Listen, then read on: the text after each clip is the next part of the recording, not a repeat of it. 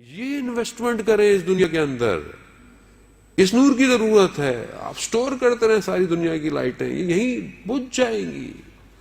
یہ تو اسی وقت بجھ جاتی ہے جب انسان حالت اعتداء کے اندر اکیلا بیٹھا ہوا ہوتا ہے, جب موت کا فرشتہ اس کی طرف آ رہا ہوتا ہے تو اس کے سامنے اسکرین آ جاتی ہے, اسکور کارڈ آ جاتا ہے کہ کیا کیا, کتنی اننگ کھیلی, کتنی دفعہ آؤٹ ہوئے, کتنی نو بالیں تھی, سب آ جاتا ہے سامنے اس کے. اس وقت کچھ نہیں ہوتا, صرف وہ ہوتا ہے, وہ بولنا چاہتا ہے, بول نہیں پاتا. اپنے اطراف میں کھڑے ہوئے اپنی اولاد کو, اپنے دوستوں کو کہ دیکھو یہ عمل مت کرنا, مجھے نتیجہ نظر آ رہا ہے.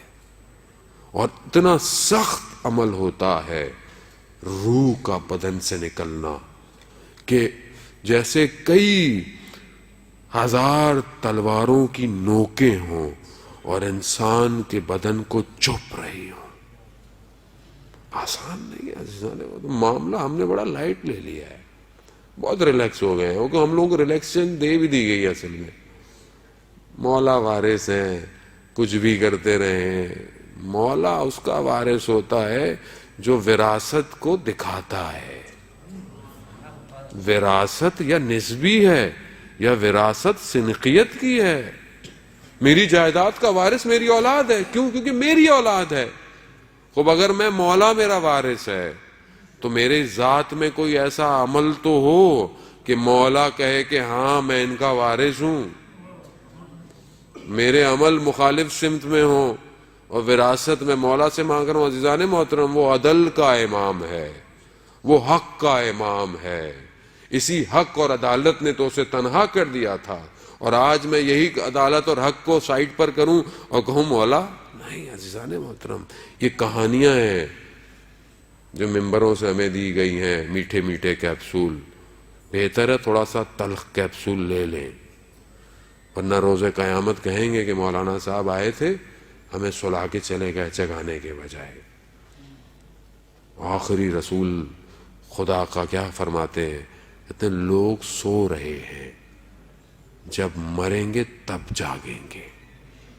سو رہے ہیں, غافل ہیں. اتنا سخت عمل ہے کہ جب بدن سے روح نکلتی ہے. مگر قربان جاؤں میں اہل بیت پر کہ ہمیں اس سختی سے بچانے کے طریقے بتا گئے. کہا آخری ہفتے میں ماہ رجب کے 3 روزے رکھ لو. کتنے؟ 3 روزے رکھ لو. ملک الموت جب روح قبض کر رہا ہوگا تو کوثر کا جام لے کر آ جائے گا. ماہ رجب ہے, اس کو ضائع مت ہونے دیں.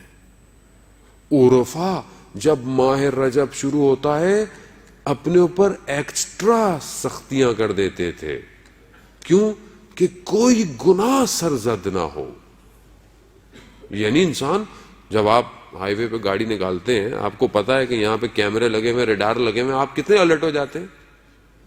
آپ اپنا موبائل نہیں نکالتے کہ فون پہ بات نہیں کروں گا, خلافہ لگ جائے گا. یہاں تو ماشاءاللہ ہیں بھی بہت سارے کہ آدمی ٹینشن میں ہی گاڑی چلا رہا ہوتا ہے. کیوں؟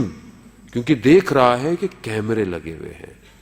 ماہ رجب سمجھ لیں کہ کیمرے زوم ہو جاتے ہیں انسان کے نفس کے اوپر, اس کی سوچوں کے اوپر.